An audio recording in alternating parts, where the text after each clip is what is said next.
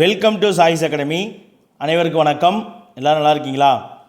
நம்ம 60 days study பிளானில் இருக்கக்கூடிய ஐஎன்எம் பாடங்கள் பார்த்துட்ருக்கோம். அதன் அடிப்படையில் 12th ஹிஸ்ட்ரியில் 3வது பாடமாக இருக்கக்கூடிய இந்திய விடுதலை போரில் முதல் உலகப் போரின் தாக்கம் அப்படிங்கிற பாடத்தினுடைய 2ஆம் பாகத்தை நம்ம பார்க்க போகிறோம். முதல் பாகம் ஆல்ரெடி பதிவிட்டிருக்கோம். பார்க்காதவங்க ஒரு முறை பார்த்துருங்க. முதல் பாகத்தில் பார்த்தீங்கன்னா நம்ம குறிப்பாக தன்னாட்சி இயக்கத்தை பற்றி பார்த்துருப்போம். சரிங்களா? தன்னாட்சி இயக்கம், திலகருடைய தன்னாட்சி இயக்கம், அன்னி பெசன்ட் அவருடைய தன்னாட்சி இயக்கம், இது எல்லாத்தையுமே நம்ம பார்த்துருப்போம். அடுத்து தன்னாட்சி இயக்கத்தினுடைய வீழ்ச்சி பார்த்துருப்போம். தன்னாட்சி இயக்கத்தினுடைய முக்கியத்துவம் என்ன அப்படின்னு சொல்லி பார்த்துருப்போம். சரிங்களா? அடுத்து முதல் உலகப் போருடைய தாக்கம் இந்தியாவில் எப்படி இருந்துச்சு அப்படிங்கிறத பற்றி பார்த்துருப்போம். அதற்கப்புறம் பார்த்திங்கன்னா மிக முக்கியமான ஒப்பந்தமாக கருதப்படக்கூடிய லக்னோ ஒப்பந்தம் பற்றி பார்த்துருப்போம். இந்த பதிவில் பார்த்திங்கன்னா நம்ம மீதம் இருக்கக்கூடிய பாடங்களை தொடர்ந்து பார்க்கலாம். சரிங்களா? 3.3லேருந்து நமக்கு 2ஆம் பாகமானது தொடங்குது. லக்னோ ஒப்பந்தத்தினுடைய அம்சங்கள். சரிங்களா? லக்னோ ஒப்பந்தம் 1916 லக்னோவில் நடைபெற்றது. அந்த லக்னோ மாநாட்டில் பார்த்திங்கன்னா யார் எந்தெந்த இயக்கங்கள் இருந்துச்சு அப்படின்னு பார்த்திங்கன்னா காங்கிரஸ் இருந்தாங்க, முஸ்லீம் லீக் இருந்தாங்க, அண்டு தன்னாட்சி இயக்கம். இந்த மூன்றுமே சேர்ந்து அவங்களுடைய வருட மாநாடு நடந்திருப்பாங்க. அதனால் அந்த இயக்கமானது ஒரு மிகப்பெரிய அந்த லக்னோ மாநாடு ஒரு முக்கியமான மாநாடாக பார்க்கப்படுது. அந்த லக்னோ மாநாட்டில் ஏற்படுத்தப்பட்ட ஒப்பந்தத்தினுடைய முக்கியமான அம்சங்கள் என்னென்ன அப்படின்னு சொல்லி இப்போ நம்ம பார்க்க போகிறோம். நிர்வாகம் மற்றும் நிதி விஷயங்களில் மத்திய கட்டுப்பாட்டிலிருந்து மாகாணங்கள் சுதந்திரமாக செயல்படணும் அப்படின்னு சொல்லி ஒப்பந்தம் பண்ணியிருப்பாங்க. சரிங்களா? நிர்வாகம் மற்றும் நிதி விஷயங்களில் மத்திய அரசினுடைய கட்டுப்பாட்டில் இருந்து மாகாணங்கள் சுதந்திரமாக செயல்படணும். அடுத்து மத்திய மற்றும் மாகாண சட்ட மேலவைகளில், சரிங்களா, லெஜிஸ்லேட்டிவ் கவுன்சிலில் மத்திய மற்றும் மாகாணங்களுடைய சட்ட மேலவைகளுடைய உறுப்பினர்களில் 4 நபர்கள் தேர்ந்தெடுக்கப்படணும். சரிங்களா? 5 நபர் இருந்தாங்கன்னா அதில் 90% ஆல்மோஸ்ட் 4 நபர்கள் தேர்ந்தெடுக்கப்பட்டவர்களாக இருக்கணும். 1 நபர்கள் தான் 10% மட்டும்தான் நியமனம் செஞ்சவர்களாக இருக்கணும். அது மத்திய சட்டமன்றமாக இருந்தாலும் சரி, மாகாண சட்டமன்றமாக இருந்தாலும் சரி. அடுத்து மாகாண மற்றும் மத்திய சட்ட பேரவைகளில் இருக்கக்கூடிய உறுப்பினர்கள் 4/5%, அதாவது 5ல் 4 பங்கு உறுப்பினர்கள் வாக்குப்பதிவின் மூலமாக தேர்ந்தெடுக்கப்படணும் அப்படின்னு சொல்கிறாங்க. அதாவது மத்திய மற்றும் மாகாண சட்ட மேலவைகளை பார்த்திங்கன்னா 5ல் 4 பங்கு உறுப்பினர்கள் தேர்ந்தெடுக்கப்படணும்னு சொல்கிறாங்க. 1 பங்கு உறுப்பினர்கள் நியமிக்கப்படணும்னு சொல்கிறாங்க. அதே போல் சட்டப்பேரவைகளை பார்த்திங்கன்னா அதே போல் 5க்கு 4 பங்கு உறுப்பினர்கள் பரந்துபட்ட, அதாவது எல்லா தரப்பு மக்களாலும் வாக்குப்பதிவு நடத்தி அந்த வாக்குப்பதிவின் மூலமாக தேர்ந்தெடுக்கப்படணும் அப்படின்னு சொல்கிறாங்க. அடுத்து பார்த்திங்கன்னா மத்திய நிர்வாக சபை உட்பட நிர்வாக சபை உறுப்பினர்கள் 2ல் 1 பங்கு நபர்கள் அந்தந்த மத்திய அந்த சபை இருக்குல்லையா, அந்தந்த சபைகளின் மூலமாக தேர்ந்தெடுக்கப்பட்ட இந்தியர்களாக இருக்கணும் அப்படின்னு சொல்கிறாங்க. மத்திய நிர்வாக சபை இருக்கு இல்லையா, மத்திய நிர்வாக சபை உட்பட அனைத்து நிர்வாக சபையிலையும், சரிங்களா, மாநிலங்களுக்கு நிர்வாக சபை இருக்குல்லையா, அந்த நிர்வாக சபையினுடைய உறுப்பினர்கள் 2ல் 1 பங்கு நபர்கள் அந்தந்த மாகாணங்களுடைய நிர்வாக சபை இருக்கும் இல்லையா, அந்தந்த சபைகளின் மூலமாக தேர்ந்தெடுக்கப்பட்ட இந்தியர்களாக இருக்கணும். குறிப்பாக பாருங்கள், இந்தியர்களாக இருக்கணும் அப்படின்னு சொல்லி ஒப்பந்தம் நிறைவேற்றியிருக்காங்க. அடுத்து பார்த்திங்கன்னா மாகாண சபை தேர்தல்களில் முஸ்லீம்களுக்கு தனித்தொகுதிகள் வழங்க காங்கிரஸ் ஒத்துக்கிட்டாங்க. லக்னோ ஒப்பந்தத்தில் மாகாணங்களில் நடைபெறக்கூடிய தேர்தல்களில் முஸ்லீம்களுக்கு அப்படின்னு சொல்லி தனித்தொகுதிகள் தரணும் அப்படின்னு சொல்லி காங்கிரஸ் ஒத்துக்கிட்டாங்க. மக்கள் தொகையில் தெரிவிக்கப்பட்ட விகிதங்களுக்கு அப்பால், சில மக்கள் தொகை எவ்வளோக்கோ அதில் குறிப்பிட்ட விகிதங்களுக்கு அப்பாலாகவே அவங்க ஒத்துக்கிறாங்க.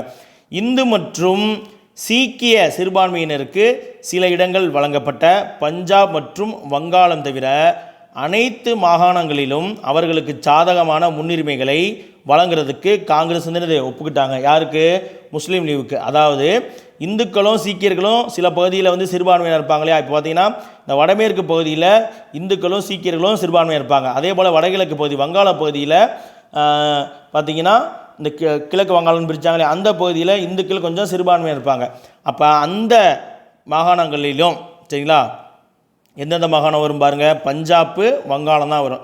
இந்த 2 மாகாணங்கள் தவிர மற்ற அனைத்து மாகாணங்களிலும் முஸ்லீம் லீக்குக்கு சாதகமான முன்னுரிமைகளை வழங்குறதுக்கு காங்கிரஸ் இந்த லக்னோ ஒப்பந்தத்தில் ஒத்துக்கிட்டாங்க. அடுத்து பார்த்திங்கன்னா கிலாபத் இயக்கம் மற்றும் காந்தியடிகளுடைய ஒத்துழையாமை இயக்கம் இதில் பங்கேற்பது குறித்தும் முடிவெடுத்திருப்பாங்க. இதில் இந்து முஸ்லீம் ஒத்துழைப்புக்கு இந்த ஒப்பந்தம் வழியமைக்குது. அப்போ லக்னோ ஒப்பந்தம் தான் காந்தியடிகள் மற்றும் கிலாபத் இயக்கத்துக்கு இடையிலே ஏற்பட்ட இந்து முஸ்லீம் ஒத்துழைப்புக்கு ஒரு முக்கியமான வழியாக அமைந்திருக்கு. அடுத்து தங்களது சபைகள் நிறைவேற்றிய தீர்மானங்களுக்கு ஏற்ப மாகாண மற்றும் மத்திய அரசுகள் நடக்க கடமைப்பட்டிருக்கும். சரிங்களா? அந்தந்த சபைகள் நிறைவேற்றிய தீர்மானங்களுக்கு ஏற்ப தான் மாகாண மற்றும் மத்திய சபைகள் வந்து என்னது அரசுகள் வந்து நடக்கணும். கவர்னர் ஜெனரல் அல்லது ஆளுநர் சபைகளுடைய தடுப்பாணை அதிகாரம் பெறும் பட்சத்தில் அந்த தீர்மானமானது ஓராண்டுக்கும் குறைவான இடைவெளியில் மீண்டும் நிறைவேற்றப்படும் பட்சத்தில் அது செயல்பாட்டுக்கு வரும்னு சொல்கிறாங்க. அதாவது என்ன அப்படின்னா, இப்போ மாகாண சபைகள் இருக்கு இல்லையா, அந்த மாகாண சபைகள் வந்து அவங்க நிறைவேற்றிய தீர்மானங்களுக்கு ஏற்பதான் மாகாண மற்றும் மத்திய அரசுகள் வந்து என்னது நடக்கணும். அதே போல் அந்த தீர்மானங்களுக்கு கவர்னர் ஜெனரலோ, அதாவது மத்திய சபையில் பார்த்தீங்கன்னா கவர்னர் ஜெனரல் இருப்பாங்க, மாகாண சபையில் வந்து பார்த்திங்கன்னா கவர்னர் மற்றும் ஆளுநர். அந்த சபைகளினுடைய தடுப்பாணை அதிகாரம் இருந்துச்சுன்னா அந்த தீர்மானங்களுக்கு ஒருவேளை அவங்க அதை தடுத்தாங்கன்னா, அப்படி தடுக்கக்கூடிய பட்சத்தில் அந்த சபைகள் தொடங்கிய அந்த தீர்மானமானது ஓராண்டுக்கும் குறைவான இடைவெளியில் திரும்பவும் நிறைவேற்றப்பட்டு அது செயல்பாட்டுக்கு வரும் அப்படின்ற ஒரு ஒப்பந்தத்தை கொண்டு வராங்க. அடுத்து வந்து பார்த்திங்கன்னா, இந்திய அரசுக்கும் வெளியுறவு அமைச்சருக்கும் இருக்கக்கூடிய உறவுகளும் தன்னாட்சி தகுதியுடைய பகுதியினுடைய காலனி செயலருக்கு இந்தியாவுக்கும் இருக்கக்கூடிய உறவுகளும் ஒத்திருக்கணும் அப்படிங்கிறாங்க. அதாவது என்ன அப்படின்னு பார்த்தீங்கன்னா, இந்தியாவுக்குன்னு பிரிட்டனில் ஒரு அரசு வெளியுறவு அமைச்சர் போகிறாங்க இல்லையா, அந்த அமைச்சருக்கும் இந்திய அரசுக்கும் இருக்கக்கூடிய உறவும் டொமினியன் அந்தஸ்து வாங்கியிருப்பாங்க இல்லையா சில காலனி நாடுகள், அந்த டொமினியன் அந்தஸ்து வாங்கியிருக்கக்கூடிய காலனி நாடுகளுக்கு இருக்கக்கூடிய செயலர் இருப்பார் இல்லையா, அந்த செயலருக்கும் இந்தியாவுக்கு இருக்கக்கூடிய உறவுகளும் வந்து என்னது ஒத்திருக்கணும் அப்படின்னு சொல்கிறாங்க. சரிங்களா? கொஞ்சம் புரியாத மாதிரி தான் இருக்கும், திரும்ப கூட சொல்கிறேன். இந்திய அரசுக்கும் வெளியுறவு அமைச்சருக்கும் இருக்கக்கூடிய உறவுகளும், சரிங்களா, இந்திய அரசு வெளியுறவு அமைச்சர் இவங்க 2 பேர்த்துக்கு இருக்கக்கூடிய உறவுகளும் தன்னாட்சி தகுதியுடைய பகுதியினுடைய காலனி செயலருக்கும் இந்தியாவுக்கு இருக்கக்கூடிய உறவுகளும் ஒன்றா இருக்கணும் அப்படின்னு சொல்கிறாங்க. அதாவது இந்தியாவுக்குன்னு அமைக்கப்பட்ட வெளியுறவு செயலர் இருப்பார் இல்லையா, அவங்களுக்கும் இந்திய அரசுக்கும் இருக்கக்கூடிய உறவும் மற்ற தன்னாட்சி பகுதியில் இருக்கக்கூடிய செயலர் இருப்பாங்க இல்லையா, அவங்களுக்கும் இந்திய அரசுக்கு இருக்கக்கூடிய உறவுகளும் ஒன்றா தான் இருக்கணும் அப்படின்னு சொல்கிறாங்க. ஏகாதிபத்திய அரசு அலுவல்களுடன் தொடர்புடைய எவரும் சமநிலை பெற்றிருக்கணும். அதாவது ஆங்கில அரசில் அவங்களுடைய அலுவலக வேலை பார்க்கக்கூடிய எல்லாருக்குமே வந்து என்னது சமமான நிலை இருக்கணும் அப்படின்னு சொல்லி லக்னோ ஒப்பந்தத்தில் கொண்டு வராங்க.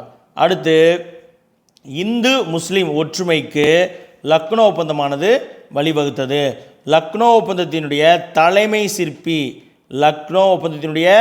தலைமை சிற்பியான முகமது அலி ஜின்னா அவர்களை இந்து முஸ்லீம் ஒற்றுமையின் தூதர் அப்படின்னு சொல்லி சரோஜினி அம்மையார் அவர்கள் அழைத்திருப்பாங்க. அப்போ லக்னோ ஒப்பந்தத்தினுடைய தலைமை சிற்பி யார்? முகமது அலி ஜின்னா அவர்கள். சரிங்களா? அவர் 1913 தான் முஸ்லீம் லீக்கில் போய் இணைந்திருப்பார். லக்னோ உடன்படிக்கையானது காங்கிரஸ் மற்றும் லீக்கில் இருந்த படித்த வகுப்பினர் ஒரு பொதுவான குறிக்கோளுடன் இணைந்து செயல்பட முடியும் அப்படிங்கிறத நிரூபிக்குது.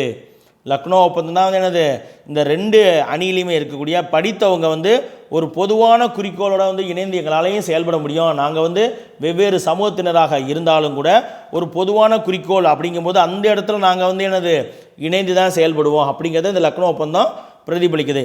இந்த ஒற்றுமை கிலாபத் மற்றும் ஒத்துழையாமை இயக்கத்தினுடைய போது மிகப்பெரிய உச்சத்தை அடைந்தது. சரிங்களா? அடுத்து வந்து நம்ம காலனி ஆதிக்க அரசினுடைய அடக்குமுறை நடவடிக்கைகளை பார்க்க போகிறோம். பார்த்துடலாமா? காங்கிரஸை ஒத்த தளத்தில் வன்முறையை கையில் எடுத்து ஆங்கிலேய ஆட்சியை அப்புறப்படுத்த முயற்சி செஞ்சுருப்பாங்க. யார்? புரட்சிகர குழுக்கள் வந்து உருவாகுது. சரிங்களா? காங்கிரஸை ஒத்திருந்த அதே காலகட்டங்களில் வன்முறை செயல்பாடுகளை கையில் எடுத்து ஆங்கில அரசை அப்புறப்படுத்தணும் அப்படின்ற முயற்சியை செய்யக்கூடிய புரட்சிகர குழுக்கள் வந்து இந்தியாவில் உருவாகுது. இந்திய விடுதலை பொருளை புரட்சிகர இயக்கங்கள் வந்து முக்கிய பங்கை வகித்தது. 19ஆம் நூற்றாண்டினுடைய இறுதியில் தொடங்கி வங்கப்பிரிவினுடைய காலகட்டம் வரைக்கும் அது வந்து எனது முடுக்கத்தை பிடித்தது. அதாவது எனது வேகம் பிடிக்குது. முடுக்கம்னா எனது வேகம்.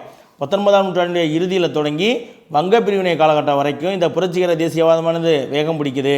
முழுமையான சுதந்திரம், சரிங்களா, முழுமையான சுதந்திரம் வேண்டும் அப்படின்னு முதல்ல கோரிக்கை வந்து எனது புரட்சிகர அமைப்புகளுடைய அங்கத்தினர்கள் தான் எழுப்புகிறாங்க. சரிங்களா? முதலாக பூரண சுயராஜ்யம் வேணும் அப்படின்னு சொல்லி யார் கோரிக்கை வைக்கிறாங்க? புரட்சிகர அமைப்பினுடைய உறுப்பினர்கள் எழுப்புறாங்க. மகாராஷ்டிரா, வங்காளம், பஞ்சாப் இந்த பகுதியில் எல்லாமே வந்து என்னது புரட்சிகர செயல்பாட்டினுடைய தீவிர களமாக இருந்தது. சரிங்களா? முன்னாடி வந்து பார்த்திங்கன்னா தீவிர தேசியவாதத்திலையும் இந்த 3 பகுதிகள் தான் இருக்கும். அதே போல் புரட்சிகர தேசியவாதத்திலையும் இந்த 3 பகுதிகள் தான் வந்து என்னது தீவிர களமாக இருந்துச்சு. ஒருவேளை கேள்வி வந்து கூற்று காரணத்தில் கேட்கலாம். அப்போ வந்து நம்ம டக்குன்னு மகாராஷ்டிரா, வங்காளம், பஞ்சாப்பா, ஓகே லால் பால் பால் தீவிர தேசியவாதம் தான்ப்பா, புரட்சிகர தேசியவாதம் அங்கே கிடையாது அப்படின்னு சொல்லி நம்ம ஆன்சர் பண்ணிடக்கூடாது. இதெல்லாம் ரொம்ப முக்கியமான பாயிண்ட். பாருங்கள், மகாராஷ்டிரா, வங்காளம், பஞ்சாப் இந்த பகுதிகள் எல்லாமே புரட்சிகர செயல்பாட்டினுடைய தீவிர களமாக இருந்தது. குறுகிய காலத்திலேயே சென்னை மாகாணம் கூட இந்த புரட்சிகர நடவடிக்கையுடைய ஒரு தீவிர களமாக இருந்தது. சரிங்களா? அடுத்து வந்து பார்த்திங்கன்னா வளர்ந்து வந்த தேசிய இயக்கத்தை கட்டுப்படுத்தணும் அப்படின்ற நோக்கத்தில் ஆங்கில அரசு என்ன செய்கிறாங்க? பல்வேறு அடக்குமுறை நடவடிக்கைகளை மேற்கொள்கிறாங்க. தேசியவாதிகளுடைய நடவடிக்கைகள் பற்றிய தகவல்களை ரகசியமாக சேகரிப்பதற்காக என்ன செய்கிறாங்க? 1903 கர்சன் பிரபு என்ன செய்கிறாரு? சிஐடியை உருவாக்குறாரு, குற்ற உளவுத்துறையை உருவாக்குறாரு. எதற்காக? தேசியவாதிகளுடைய நடவடிக்கைகள் பற்றி ரகசியமாக தகவல்கள் சேகரிக்கிறதுக்காக அவர் என்ன பண்ணுறாரு? சிஐடியை 1903 கர்சன் தான் உருவாக்குறாரு. அதற்கடுத்து வந்து பார்த்திங்கன்னா பத்திரிகைகள், அதாவது குற்றங்களுக்கு தூண்டும் சட்டம், பத்திரிகை சட்டம் 1908. சரிங்களா? குற்றங்களுக்கு இந்திய பத்திரிகை சட்டம் 1910ங்க. இது வந்து பத்திரிகைகள் சட்டம், அதாவது பத்திரிகைகள் மூலமாக குற்றங்களுக்கு மக்களை வந்து புரட்சிகர செயலில் ஈடுபடுத்த குற்றங்களுக்கு தூண்டக்கூடிய சட்டம் 1908. அடுத்து வெடிபொருட்கள் சட்டம் 1908. அதுக்கப்புறம் இந்திய பத்திரிகைகள் சட்டம் 1910. கடந்த வாரம் நடந்த வீடியோலையுமே பார்த்துருப்போம். அடுத்து வந்து பார்த்திங்கன்னா தேச துரோக கூட்டங்கள் தடுப்பு சட்டம் 1911. இந்த சட்டங்கள் எல்லாமே ஆங்கில அரசு என்ன பண்ணுறாங்க? இந்திய தேசியத்தை ஒடுக்கணும் அப்படிங்கிறதுக்காக இயற்றாங்க. என்னென்ன பாருங்கள், பத்திரிகைகள் சட்டம், அதாவது குற்றங்களுக்கு தூண்டும் சட்டம் 1908, வெடிபொருட்கள் சட்டம் 1908, அதுக்கப்புறம் இந்திய பத்திரிகை சட்டம் 1910, தேச துரோக கூட்டங்கள் தடுப்பு சட்டம். சரிங்களா? தேச துரோகத்துக்கு எதிரான கூட்டங்கள் போடுறதுக்கு தடுக்கக்கூடிய வகையில் இயற்றப்பட்ட தேச துரோக கூட்டங்கள் தடுப்பு சட்டம் 1911 போன்ற சட்டங்கள் வாயிலாக இந்திய தேசியத்தை ஆங்கில அரசு ஒடுக்கிட்டு இருக்காங்க. வெளிநாடுகளில் இருந்த சில புரட்சியாளர்களுடைய தொடர்பில் சில இந்திய தேசியவாதிகள் இருந்ததாக பிரிட்டிஷார் வந்து என்னது சந்தேகப்படுறாங்க. வெளிநாட்டில் இருந்த புரட்சியாளர்கள் கூட இந்தியாவில் இருக்கக்கூடிய தேசியவாதிகளும் தொடர்பில் இருக்காங்க அப்படின்னு அவங்க நினைக்கிறாங்க. அதனால் என்ன செய்கிறாங்க அப்படின்னா, வெளிநாட்டினருடைய நுழைவுக்கு கட்டுப்பாடுகளை விதிக்கக்கூடிய வகையில் வெளிநாட்டினர் அவசர சட்டம். சரிங்களா? அப்போ வெளிநாட்டில் இருக்கக்கூடியவங்க கூட, அதாவது இப்போ பார்த்தீங்கன்னா உதாரணமாக ரஷ்யாவில் வந்து பார்த்திங்கன்னா போல்ஸ்விக் இருப்பாங்க, கம்யூனிஸ்டுகள். அப்போ அவங்களும் சில ஆயுதம் தாங்கிய கிளர்ச்சி இது போன்ற விஷயங்கள்லாம் வச்சுருப்பாங்க. அவங்களோடய இங்கே இருக்கக்கூடிய தேசியவாதிகள் வந்து தொடர்பில் இருப்பாங்க. அப்போ அவங்க இங்கே வந்து இவங்களுக்கு ஆயுத பயிற்சி கொடுத்து புரட்சிகர நடவடிக்கைகள் நடக்கலாம். அப்படிங்கிறனால என்ன செய்கிறாங்க? வெளிநாடுகளில் இருக்கவங்களோட இவங்க தொடர்பில் இருக்கக்கூடிய காரணம் இருக்குது அப்படிங்கிற சந்தேகத்தின் அடிப்படையில் வெளிநாட்டினர் அவசர சட்டம் எப்போது 1914 வெளிநாட்டினர் அவசர சட்டம் அப்படிங்கிற ஒரு சட்டத்தை இயற்றுறாங்க. அடுத்து வந்து இந்த புரட்சிகர இயக்கங்களுடைய அடிப்படை கட்டமைப்பை தகர்க்கக்கூடிய நோக்கத்தில் இவற்றில் பெரும்பான்மையான சட்டங்கள் வந்து என்னது இயற்றப்பட்டது. இந்த சட்டங்கள் எல்லாமே எதற்காக இயற்றுறாங்க? புரட்சிகர இயக்கங்களுடைய அடிப்படை கட்டமைப்பையே உடைக்கணும் அப்படின்னு இது எல்லாத்தையும் இயற்றுறாங்க. அடுத்து வந்து பார்த்திங்கன்னா கூட்டங்கள் தேச துரோக பிரசுரங்களை பிரசரிப்பது. சரிங்களா? கூட்டங்கள் நடத்துறது, தேச துரோக பிரசுரங்களை, அதாவது தேச துரோக அச்சு சின்ன சின்ன பிட் பேப்பர்லாம் கொடுப்பாங்க இல்லையா, அதை வந்து பிரசுரித்ததுக்காக அச்சிடுவது மற்றும் சுற்றுக்கு விடுவது ஆகியவற்றை தடுப்பது, சந்தேகத்துக்கிடமானவர்களை கைது செய்வது அப்படின்னு காலனி அரசு என்ன பண்ணுறாங்க? பல்வேறு நடவடிக்கைகளை மேற்கொள்கிறாங்க. கூட்டங்கள் நடத்தக்கூடாது, தேச துரோக பிரசுரங்களை வந்து என்னது பிரச்சாரத்துக்காக அச்சிடக்கூடாது, மேலும் அதை வந்து என்னது மக்கள்கிட்ட சுற்றுக்கூடக்கூடாது, இதெல்லாம் தடுக்கணும். அது மட்டும் இல்லாமல் சந்தேகத்துக்கு யாரெல்லாம் சந்தேகப்படுறாங்களோ அவங்களெல்லாம் கைது செய்வது போன்ற நடவடிக்கைகளை காலனி அரசு மேற்கொள்கிறாங்க. அடுத்து வந்து பார்த்திங்கன்னா இந்திய பாதுகாப்புக்கான சட்டம் அப்படிங்கிற ஒரு சட்டத்தை 1915 கொண்டு வராங்க. இந்திய பாதுகாப்புக்கான சட்டம் முதல் உலகப் போரின் பொழுது தேசியவாதம் மற்றும் புரட்சிகர நடவடிக்கைகளை கட்டுப்படுத்தணும் அப்படிங்கிற நோக்கத்தில் அவசர கிரிமினல் சட்டமாக இயற்றப்பட்ட இந்த சட்டம் இந்திய பாதுகாப்பு சட்டம், இந்திய பாதுகாப்பு ஒழுங்குமுறைகள் சட்டம் அப்படின்னு சொல்லி குறிப்பிடப்படுகிறது. சரிங்களா? அதாவது முதல் உலகப் போர் நடக்கக்கூடிய காலகட்டங்களில் இங்கே வந்து புரட்சிகர தேசியவாதங்கள் தலையெடுக்க ஆரம்பிக்குது. அப்போ இந்த புரட்சிகர நடவடிக்கைகளை கட்டுப்படுத்தணும் அப்படிங்கிற நோக்கத்தில் ஆங்கிலேயர்ஸ் என்ன பண்ணுறாங்க, அவசர கிரிமினல் சட்டம் ஒன்றை இயற்றுறாங்க. அந்த அவசர கிரிமினல் சட்டத்துக்கு என்ன பேர் வைக்கிறாங்க, இந்திய பாதுகாப்பு ஒடுக்குமுறைகள் சட்டம் அப்படின்னு சொல்லி அந்த சட்டத்தை குறிப்பிட்றாங்க 1915. அப்போ இந்திய பாதுகாப்புக்கான சட்டம்னு சொன்னாலும் அது தெரிஞ்சிருக்கணும். அவசர கிரிமினல் சட்டம், இந்திய பாதுகாப்பு ஒழுங்குமுறைகள் சட்டம் அப்படின்னாலும் நமக்கு தெரிஞ்சிருக்கணும். சரிங்களா?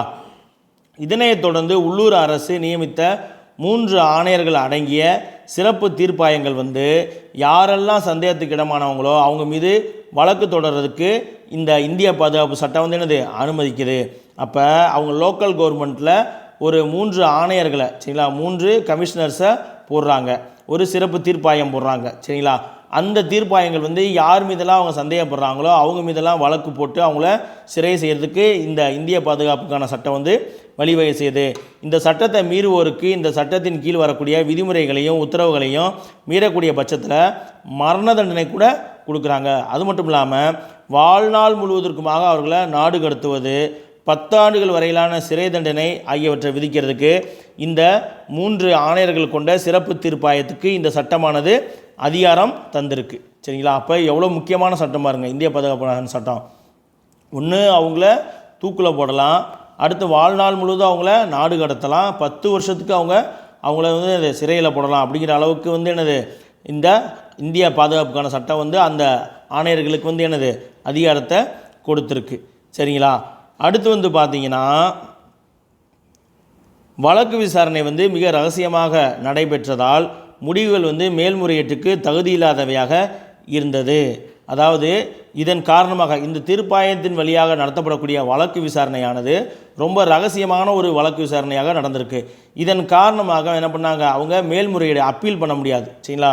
திரும்பவும் அப்பீல் பண்ண முடியாத, அதுக்கு வந்து மேல்முறையீட்டுக்கு தகுதியில் அப்பீல் பண்ண முடியாத ஒரு நிலை வந்து இருந்துச்சு. இந்த சட்டம் முதல் லாகூர் சதித்திட்ட வழக்கு விசாரணையின் போது தான் பயன்படுத்தப்படுது. சரிங்களா? அப்போ இந்திய பாதுகாப்பு சட்டம் 1915 வந்து எப்பொழுது முதலாக பயன்படுத்தப்பட்டது அப்படின்னு சொல்லி பார்த்தீங்கன்னா முதல் லாகூர் சதித்திட்ட வழக்கு விசாரணையின் போது தான் இந்த சட்டமானது பயன்படுத்தப்பட்டது.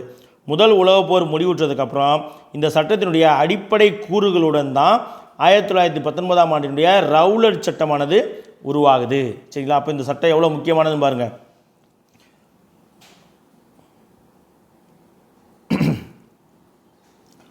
அடுத்து வந்து நம்ம கிலாபத் இயக்கம் பற்றி பார்க்க போகிறோம். சரிங்களா? கிலாபத் இயக்கம் பார்த்துடலாமா? முதல் உலகப் போரில் நேச நாடுகளுக்கு எதிராக முக்கூட்டு நாடுகளுக்கு ஆதரவாக, அதாவது மத்திய நாடுகளுக்கு ஆதரவாக துருக்கியினுடைய சுல்தான் என்ன பண்ணுறாரு, இறங்கி போரில் இறங்குறாரு. ரஷ்யாவை அவர் தாக்குறார். சரிங்களா? கலீஃபா மற்றும் இஸ்லாமிய புனித தலங்களுடைய பொறுப்பாளராக துருக்கிய சுல்தான் தான் இருந்துட்டுருப்பார். போருக்கு பின்னாடி துருக்கியினுடைய நிலையை பலவீனப்படுத்தணும் அப்படின்னு பிரிட்டன் வந்து முடிவு செஞ்சுட்டு செவ்ரஸ் உடன்படிக்கையை கையெழுத்திடுறாங்க.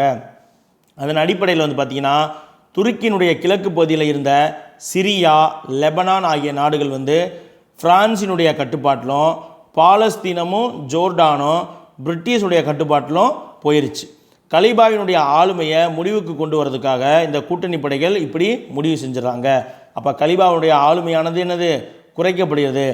கலீஃபாவினுடைய அதிகாரத்தை வந்து துண்டாடுறது, அதிகாரத்தை வந்து சிதைக்கிறது என்ன அப்படின்னா இஸ்லாம் மீதான பெரும் தாக்குதலாக கருதப்படுது. அப்போ இஸ்லாமியர்களுக்கான உலக இஸ்லாமியர்களுக்கான மத தலைவராக இருந்தவர் கலீஃபா. அப்போ அந்த கலீஃபாவையே நிலைதாழ்த்தி காட்டும் பொழுது அது வந்து என்னது இஸ்லாம் மீதான ஒரு பெரும் தாக்குதலாகும் அப்படின்னு சொல்லி நினைக்கிறாங்க. உலகம் முழுவதும் இருக்கக்கூடிய முஸ்லீம்கள் வந்து கலீஃபா மீது அனுதாபம் கொண்டவர்கள்.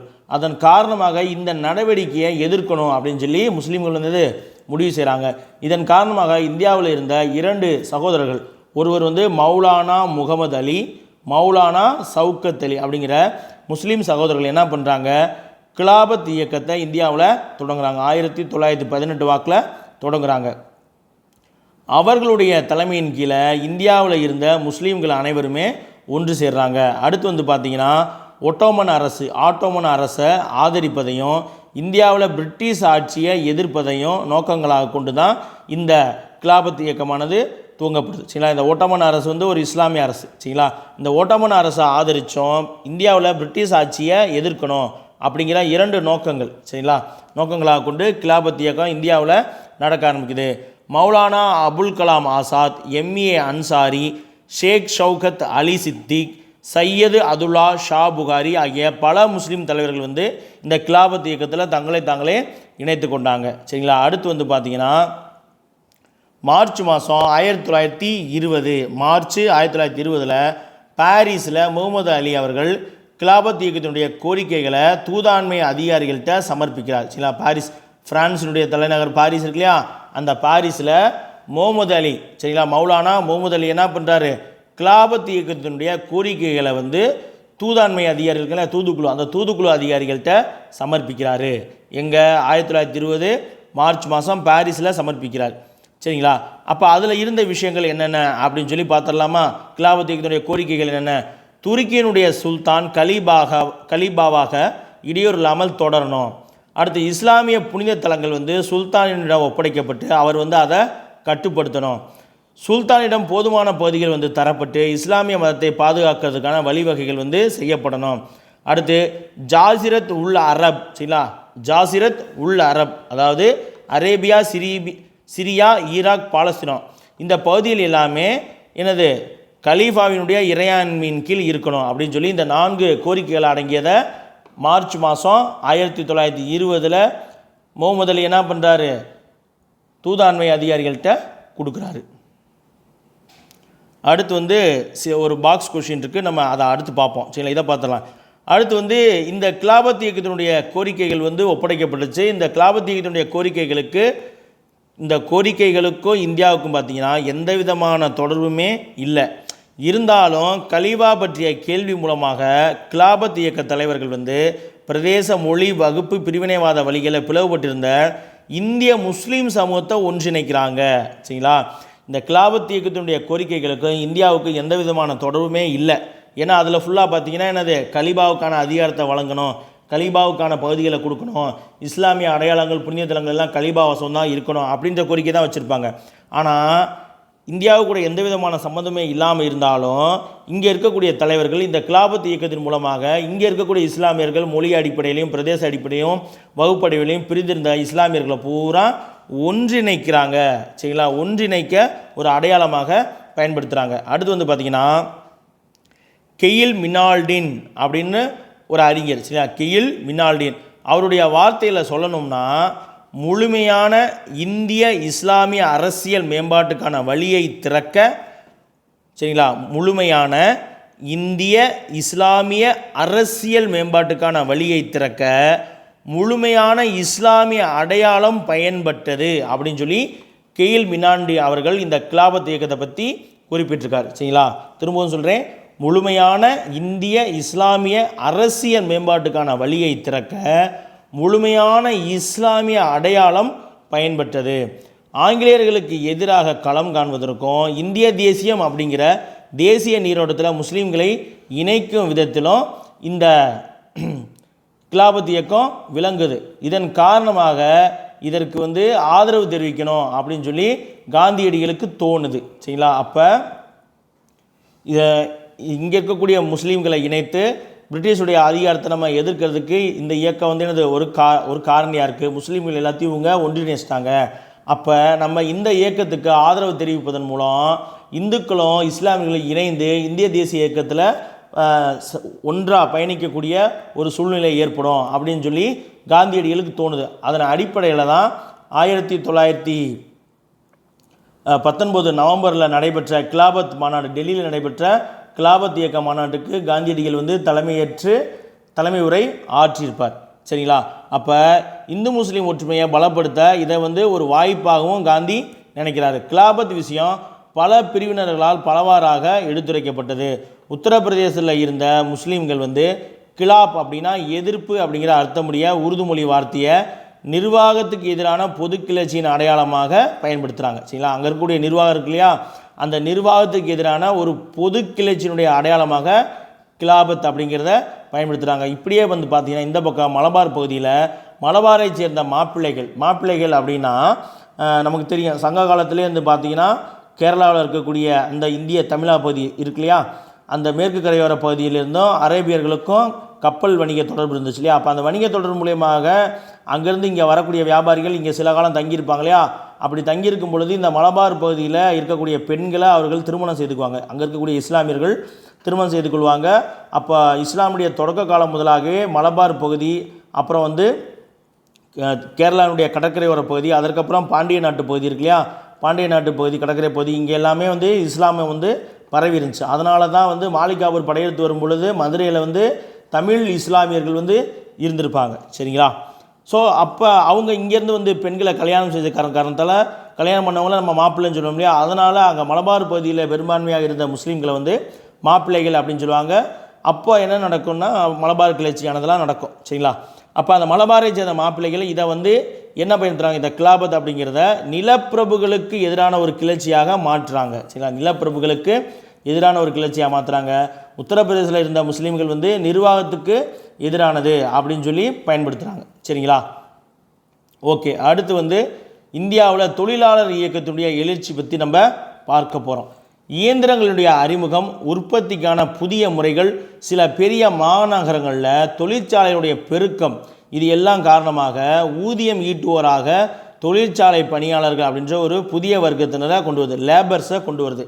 இந்தியாவில் இயந்திரங்கள் அறிமுகமாகுது, உற்பத்திக்கான புதிய முறைகள் அறிமுகமாகுது, பல பெரிய மாநகரங்களில் தொழிற்சாலைகள் வந்து அதிகமாகுது. இதன் காரணமாக சம்பாதிக்கிறவங்க லேபர்ஸ் அப்படிங்கிற ஒரு சொசைட்டி வந்து என்னது உருவாகுது. இந்த புதிய வர்க்கத்தினர் வந்து இந்தியாவில் பெரும்பாலும் கிராமங்களைச் சேர்ந்த தொழிற்சாலை பணியாளர்கள் தான் முதல்ல மதிப்பு பணிவோடும் இருந்திருப்பாங்க. சரிங்களா. மிக பணிவுடன் முறை சாராமலும் இருந்திருப்பாங்க.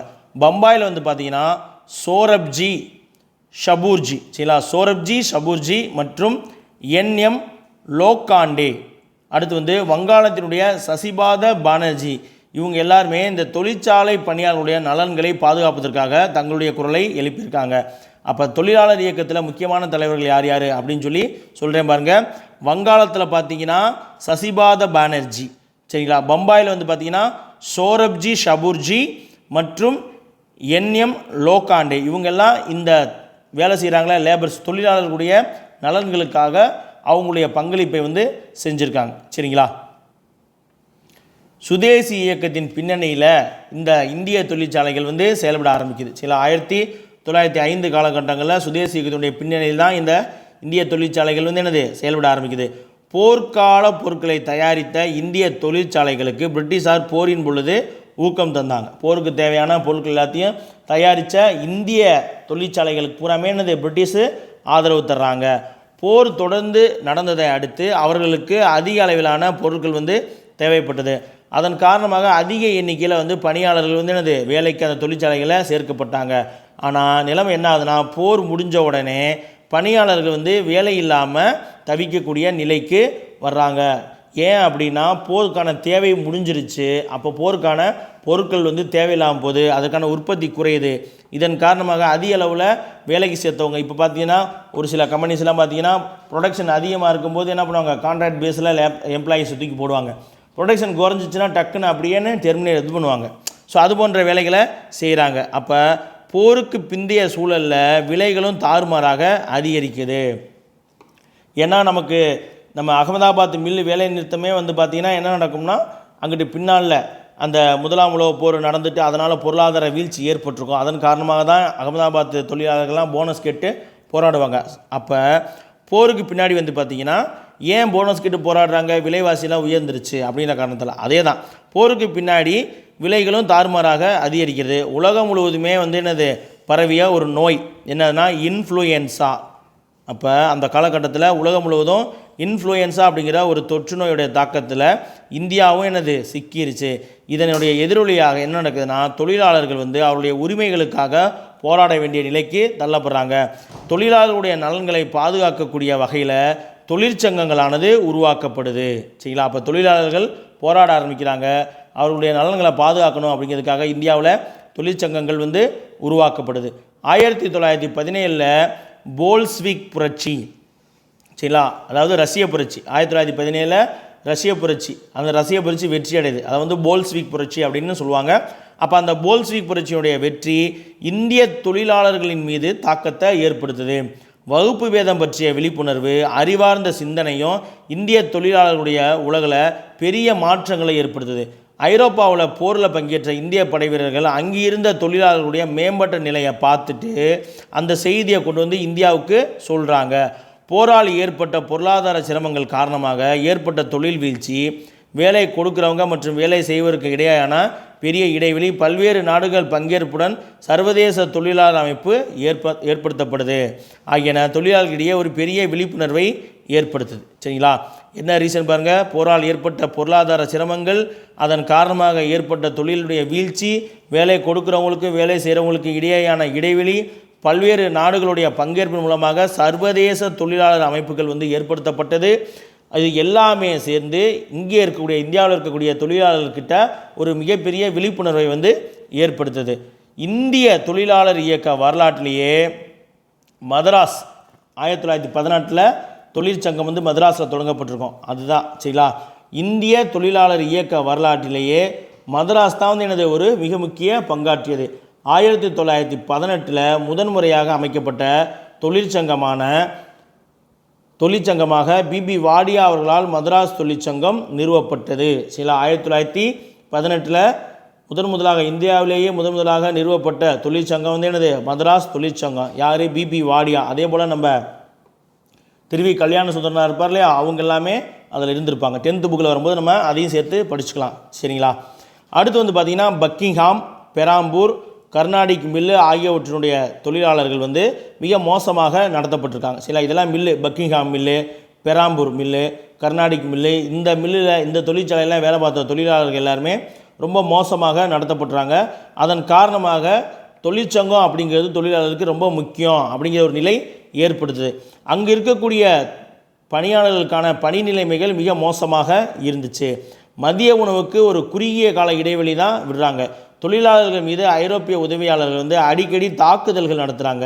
அது மட்டும் இல்லாமல் வேலை பார்க்கக்கூடிய தொழிலாளர்களுக்கு போதிய அளவிலான ஊதியம் தரல. இது எல்லாமே இந்த தொழிற்சங்கமானது அமைகிறதுக்கு மிக முக்கிய காரணமாக இருந்தது. அடுத்து பார்த்திங்கன்னா ஒட்டுமொத்தமாக பேரம் பேசுவதை பின்பற்றி என்ன செய்கிறாங்க அப்படின்னா, வகுப்பு போராட்டத்துக்கு தொழிற்சங்கம் சார்ந்த கொள்கைகளை ஒரு ஆயுதமாக பயன்படுத்த தொழிற்சங்கம் முனையுது. அதாவது பேரம் பேசுகிறது அப்படின்னா என்னென்னா, மொத்தமாக எல்லா தொழிலாளர்களும் ஒன்றிணைந்து ஆலை முதலாளிகள்கிட்ட எங்களுக்கு 50% போனஸ் வேணும், 35% இன்க்ரிமெண்ட் வேணும் அப்படின்னு சொல்லி கேட்கக்கூடிய ஒரு செயல்பாடாக இந்த வகுப்பு போராட்டத்துக்கு தொழிற்சங்கம் சார்ந்த கொள்கைகளை ஒரு ஆயுதமாக பயன்படுத்த தொழிற்சங்கம் முயற்சிகளை செய்கிறாங்க. இந்த தொழிற்சங்கத்தினுடைய அலை இந்தியாவினுடைய இதர பகுதிகளுக்கும் பரவுது. இந்த காலகட்டத்தில் பல தொழிற்சங்கங்கள் இந்தியாவில் ஏற்படுத்தப்படுது. கல்கத்தா மற்றும் பம்பாயில் இந்திய கடற்படை வீரர்கள் இந்திய கடற்படை வீரர்கள் சங்கம், பஞ்சாப் பத்திரிகை ஊழியர்கள் சங்கம், ஜிஐபி ரயில்வே பணியாளர் சங்கம், அடுத்து பம்பாய் எம்எஸ்எம் ரயில்வே ஊழியர் சங்கம், அஞ்சல் பணியாளர்கள் சங்கம், பம்பாயிலும் கல்கத்தாவிலும் துறைமுக பொறுப்பு கழக ஊழியர் சங்கம், ஜாம்ஷெட்பூர் தொழிலாளர் சங்கம், ஜார்ஜியாவில் இந்திய நிலக்கரி சுரங்க ஊழியர்கள் சங்கம் மற்றும் பல்வேறு ரயில்வேக்களினுடைய ஊழியர் சங்கங்கள் உருவாக்கப்பட்டது. எத்தனை சங்கங்கள் உருவாக்கியிருன்னு பாருங்க.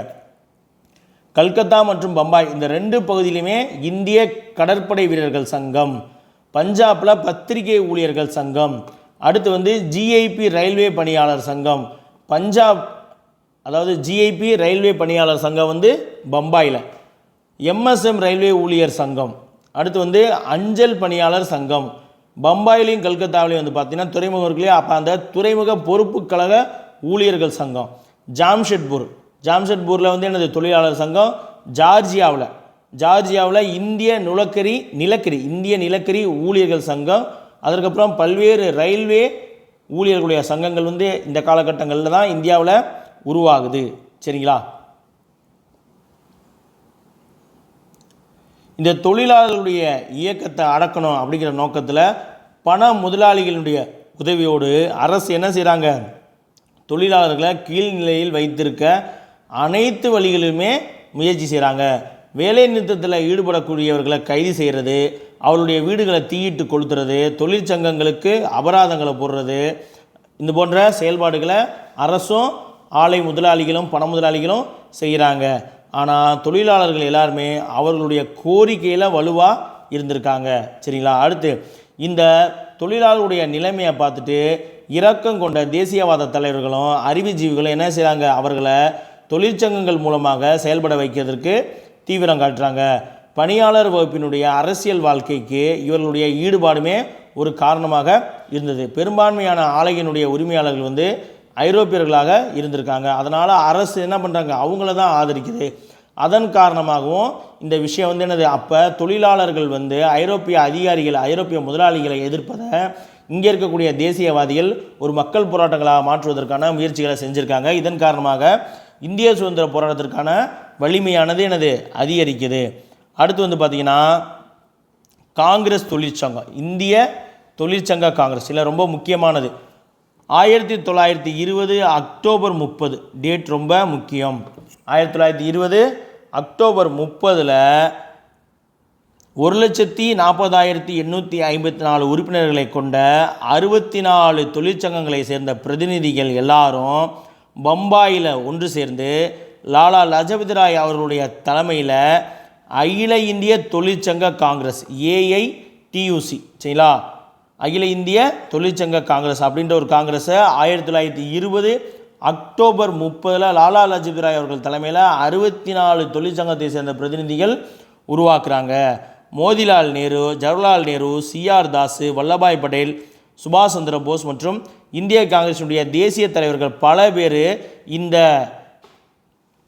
காங்கிரஸை, இந்திய தொழிலாளர் காங்கிரஸை ஆதரிக்கிறாங்க. சரிங்களா? தொழிற்சங்கங்கள் மெதுவாக தேசிய இயக்கத்தில் ஈடுபட ஆரம்பிக்குது. அதுக்கான முக்கிய முயற்சி தான் வந்து என்னது, இந்த AITUC. அப்போ அகில இந்திய தொழிலாளர் காங்கிரஸில் லாலா லஜபதி ராய் தலைமையில் தொழிலாளிகள் எல்லாரும் சேர்ந்து அதை ஒரு காங்கிரஸ் ஒரு அமைப்பை கூட்டமைப்பை உருவாக்குறாங்க. அதில் இங்கே இருக்கக்கூடிய தேசியவாத தலைவர்கள் காங்கிரஸ் தலைவர்கள் எல்லாரும் அதில் இணைந்து பயணிக்கிறாங்க, அதை ஆதரிக்கிறாங்க. அப்போ இதனுடைய தொடர்ச்சியாக இந்த தொழிற்சங்கங்கள் எல்லாமே கொஞ்சம் கொஞ்சமாக என்ன ஆகுறாங்கன்னா இந்திய தேசிய இயக்கத்தில் ஈடுபடவும் ஆரம்பிக்கிறாங்க. இதையெல்லாம் ஒரு விஷயமாக வச்சு தான் என்ன பண்ணுவார் காந்தி, எல்லா விஷயங்கள்லையும் எல்லா போராட்டங்களையும் அவருடைய போராட்டங்கள் எல்லாத்துலேயுமே வந்து என்னது ஒட்டுமொத்தமான தொழிலாளர்களையும் மக்களையும் விவசாயிகளையும் எல்லாத்தையும் அவருடைய போராட்டங்களில் ஈடுபடுத்தியிருப்பார். ஏப்ரல் மாதம் 1919 ஜாலியன் வாலாபாக் படுகொலை மற்றும் காந்தியடிகளுடைய கைதுக்கு பிறகு அகமதாபாத் மற்றும் குஜராத்தினுடைய பல பகுதிகளை சேர்ந்த உழைக்கக்கூடிய தொழிலாளர்கள் எல்லாருமே வேலை நிறுத்தங்கள் மற்றும் போராட்டங்கள் மற்றும் ஆர்ப்பாட்டங்களில் ஈடுபட்டாங்க. அரசு அல்லது முதலாளிகளால் முதலில் தொழிற்சங்கங்கள் வந்து அங்கீகரிக்கப்படலை. ஆனால் தொழிலாளர்களுடைய ஒற்றுமை மற்றும் அவருடைய இயக்கத்தினுடைய வலிமை காரணமாக அரசும் முதலாளிகளும் என்ன செய்கிறாங்க, அந்த தொழிற்சங்கங்களை அங்கீகரிக்க கட்டாயப்படுத்தப்பட்டாங்கண்ணே. இப்போ ஒரு பழைய படம்லாம் பார்த்திங்கன்னா போக்கிரி ராஜா அப்படின்னு சொல்லிட்டு ஒரு ரஜினி படம் இருக்கும். அதிலெல்லாம் பார்த்திங்கன்னா திடீர்னு என்ன பண்ணுவாங்க, அந்த மில்லில் இவர் வந்து மேனேஜிங் டைரக்டராக இருப்பார் ரஜினி. அப்போ கார்த்தி என்ன பண்ணுவார், அங்கே இருக்கக்கூடிய தொழிலாளிகள் எல்லாத்தையும் ஒன்று சேர்த்து நிர்வாகத்துக்கு எதிராக போராட்டம்லாம் செய்வாங்க. அப்போ அது என்னது, ஒவ்வொரு தொழிற்சாலைக்கும் ஒரு யூனியன் இருக்கும். சரிங்களா? இப்போவுமே போய் பார்த்திங்கன்னா நம்ம போக்குவரத்து துறை அப்புறம் அரசு அதிகாரிகளுக்கு வந்து ஜாக்டோ ஜியோ அப்படின்னு சொல்லி ஒரு அமைப்பு இருக்குது. இப்போ போக்குவரத்து அதுலேயும் பார்த்திங்கன்னா ஒவ்வொரு டிப்போ பக்கத்துலேயும் பார்த்திங்கன்னா ஒவ்வொரு தொழிற்சங்கங்களாக இருக்கும். சரிங்களா? கம்யூனிஸ்ட் கட்சி தொழிற்சங்கம், அப்படி ஒவ்வொரு கட்சிக்கும் ஒரு தொழிற்சங்கம் அப்படிலாம் இருக்கும். சரிங்களா?